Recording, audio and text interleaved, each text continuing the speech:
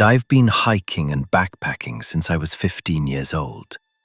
Solo trips, multi-day treks, deep wilderness.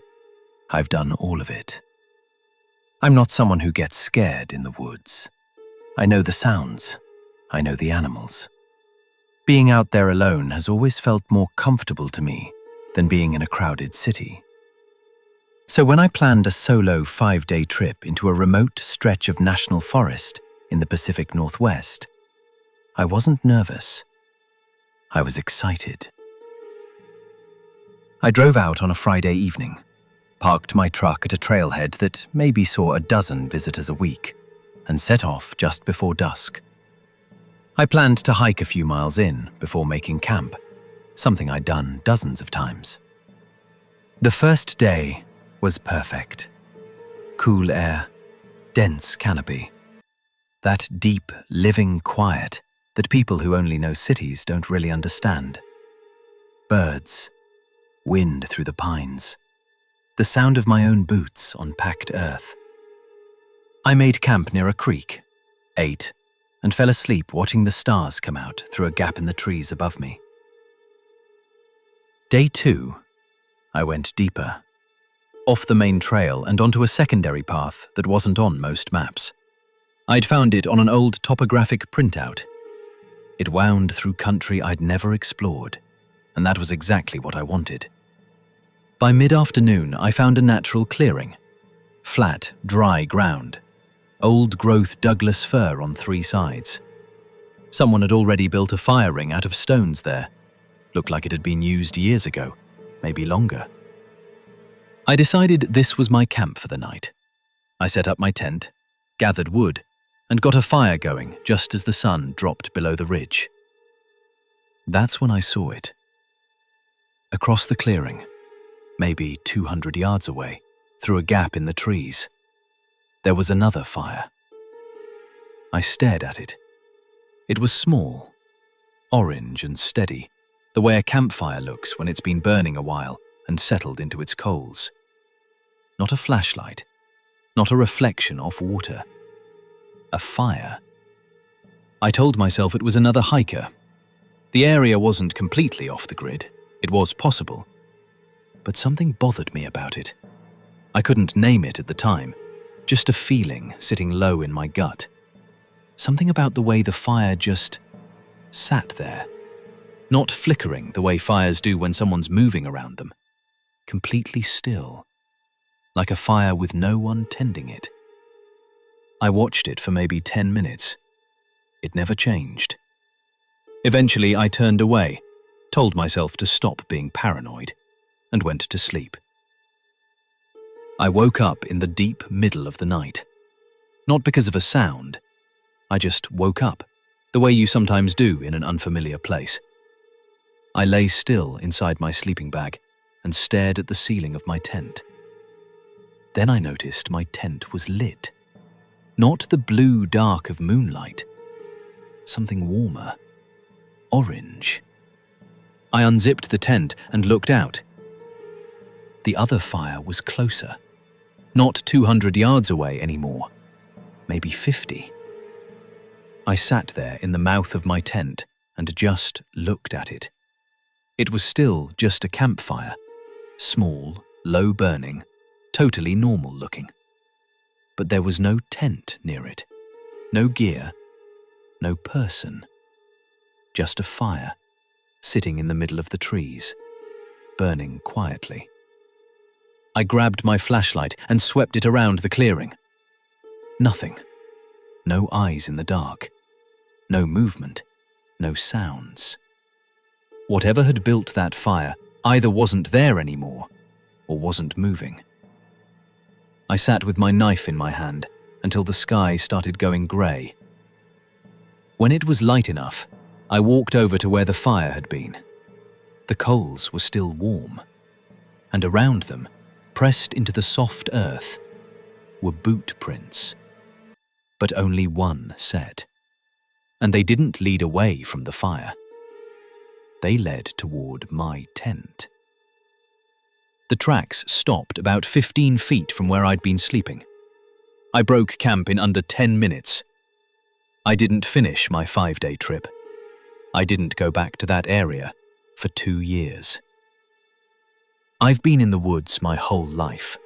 I've seen bears, mountain lions, all of it. Nothing has ever made me feel the way that fire made me feel. Like I was being studied.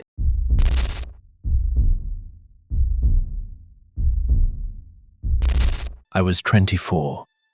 I'd been to this state park once before with friends, and I wanted to go back alone, just to experience it on my own terms. I was comfortable camping solo. I'd done it plenty of times. I got to my site late on a Saturday afternoon, set up quickly, and spent the rest of the evening reading by the fire. Normal night. Nothing strange. I went to sleep around 10. I woke up just after 3 in the morning. What woke me was a sound. The only way I can describe it is, it sounded like a voice, but not quite a voice. Like something that had heard human voices before and was trying to copy the sound without really understanding what it was for. A low, wandering moan, rising and falling, almost like it was trying to be musical. I lay completely still and listened. It was coming from the trees to my left, maybe 30 or 40 feet out. It went on for about 30 seconds, and then stopped. I told myself it was a fox. Foxes make sounds that are disturbingly close to human cries. I knew that. I'd heard it before. That's what this was. And then it started again. Closer this time. I grabbed my phone and pulled up the flashlight, but I pressed it against the inside of the tent instead of pointing it outward. I didn't want to announce myself. I just wanted a little light. The sound moved. Slowly. It went around the back of my tent, past the foot, around to the right side. It wasn't crashing through brush like a startled animal. It was moving carefully, deliberately. And then it stopped, right at the front of my tent. I could hear breathing. Low, slow, uneven, like something that had been running hard and was catching its breath. Except the rhythm was wrong. It didn't match any animal I could name. There was something almost considered about it, like it was choosing when to inhale. I had my hand pressed over my own mouth. I wasn't moving. And then, very slowly, I watched the front panel of my tent push inward. Something was pressing against it from outside. Not clawing, not trying to get in, just pressing, slowly. The fabric bowed inward in the shape of what might have been a hand. But the fingers were too long. The proportions were wrong. I wanted to scream. I could feel it building in my chest, but my body just locked. I sat there and stared at that shape, and I could not make myself do anything. After what felt like the longest 30 seconds of my life, the pressure released. The fabric went flat. The breathing stopped. And whatever it was gone. I didn't sleep. When morning came and everything was bright and normal and the birds were singing, I almost convinced myself I'd imagined it, that it was a dream. But I checked the ground outside my tent. In the soft dirt at the entrance, there were impressions. Long, uneven, like something had been crouched there for a while. I packed up and I left. But there's one more thing. Something I almost didn't include because I still don't understand it. When I saw that shape pressing into my tent, when I saw those wrong, too long fingers pushing through the fabric, my first instinct wasn't to scream. It wasn't to grab something or run. My first instinct was to reach out and press my hand against the fabric from my side. To meet it. I don't know why I felt that. I didn't do it, but the urge was there. and it was strong, and it scared me almost as much as the thing itself. I've never told anyone that part before.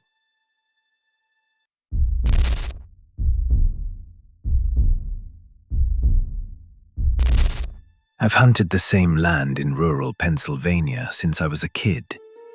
My family has owned it for decades. I know every trail, every ridge, every good place to sit and wait. It's as familiar to me as my own house. I set out before dawn on a Saturday in late October. Cold, clear morning. I hiked about 1.5 miles into a ridge I'd used for years, climbed up into my tree stand, and settled in. By mid-morning, I hadn't seen much. A few does down in the creek bottom, too far for a shot. I was patient. I'd been in this stand 100 times. I knew something would come through eventually. I was scanning the far tree line through my binoculars when I noticed someone standing on the opposite ridge. My first thought was trespasser, someone who didn't know where the property line was. It happened. I lowered the binoculars and looked with naked eyes. The figure was small at that distance, maybe 300 yards across the hollow, standing still, upright. A person, no question. I raised the binoculars again. No orange vest, no camo, dark clothing. Just standing on the open ridge, facing me. I waved, the slow, big wave you use when you're trying to get someone's attention at a distance. The figure didn't wave back, didn't move at all. I watched for a few more minutes, then got back to hunting. Figured whoever it was would move on eventually. People do strange things in the woods. I didn't think much more about it. An hour passed. I raised my binoculars again, almost without thinking, just scanning the ridge like I always do. The figure was still there, exactly where it had been, exactly the same posture. For 1 full hour, it had not moved. I kept watching. Another 15 minutes. It didn't shift its weight, didn't sit down, didn't turn away, just stood there, looking at me. I climbed down from the stand. I told myself I was going to walk around the hollow and find out who this was. I was on my own land. I had every right to be there. I started picking my way down the ridge, keeping my eyes on the figure the whole time. And then it moved. Not toward me, not away. It stepped sideways, slowly, and moved behind a large oak tree on the far ridge. I stopped walking. I waited for it to come out the other side. It didn't. I waited 5 minutes. 10. The hollow between us was open enough that if someone had walked away from that tree in any direction, I would have seen them moving. There was no cover, nowhere to go without crossing open ground. Nothing moved. I packed out early.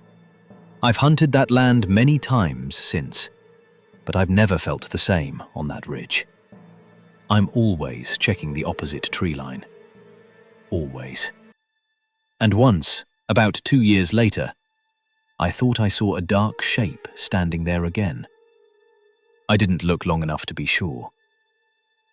I've thought about it a lot over the years, tried to come up with a rational explanation. I'm not a superstitious person. I don't believe in most of this stuff. But here's what I keep coming back to. What bothers me isn't that I don't know what it was. What bothers me is that it knew where I was. Before I ever raised those binoculars, before I ever saw it, it was already standing there, already looking at me.